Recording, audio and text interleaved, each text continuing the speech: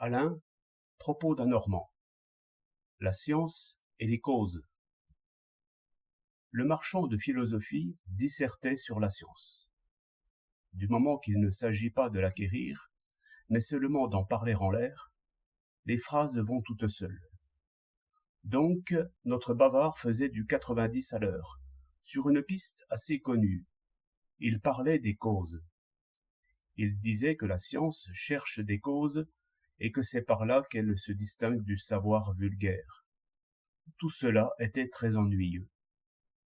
Quand ce fut fini, un bon physicien, qui écoutait ingénument ses discours, parla à son tour et dit « J'ai quelque expérience des recherches scientifiques.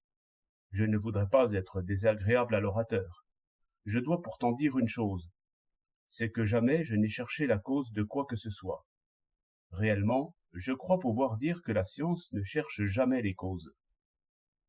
Vous vivez, vous autres philosophes, sur des idées d'avant le déluge. Oui, on a cherché longtemps des causes, ou plutôt on en a supposé.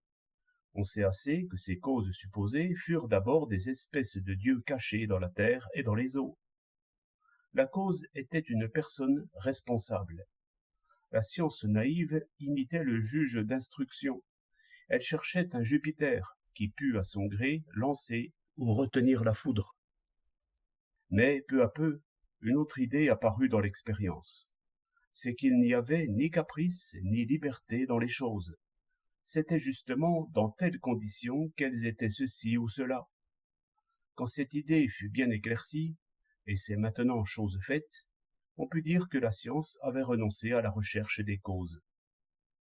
Quand je considère un circuit électrique, avec une usine, des fils, des tramways, ne croyez pas que je me demande quelle est la cause cachée qui produit lumière ici, mouvement là. Ce qui m'intéresse, c'est que tous ces changements dans le circuit sont liés les uns aux autres, de façon que rien ne peut changer en un point sans que tout change partout, les étincelles, la chaleur, le mouvement, et toutes les aiguilles sur tous les instruments de mesure. Je dis bien encore cause et effet, par habitude. Mais ce qui montre bien que la vieille idée de cause a disparu, c'est que le rapport de cause à effet se renverse très bien. Ainsi, je dirais que si la machine à vapeur s'arrête, cet arrêt est cause que les tramways s'arrêtent aussi. Mais inversement, s'il y a quelque court-circuit dans le système, je dis que ce court-circuit est cause que la machine s'emballe.